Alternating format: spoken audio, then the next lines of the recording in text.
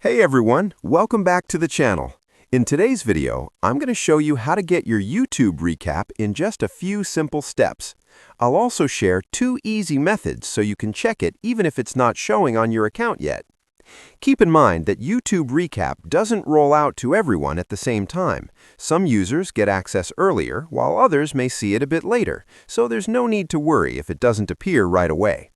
The first method is to open any web browser on your phone, tablet, or computer and type youtube.com/recap in the address bar.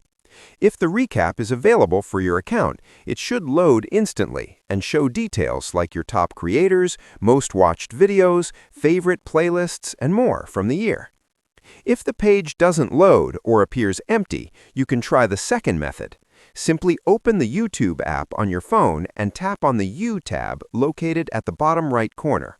In many cases, YouTube displays a banner at the top saying something like, "Your recap is here," or "See your recap." Just tap on it to view your recap right away. If you don't see the banner yet, that's completely normal. YouTube releases recaps gradually, so check back later or within a few days. And that's all there is to it. Thanks for watching this video, and don't forget to like, share, and subscribe for more quick and helpful YouTube tips.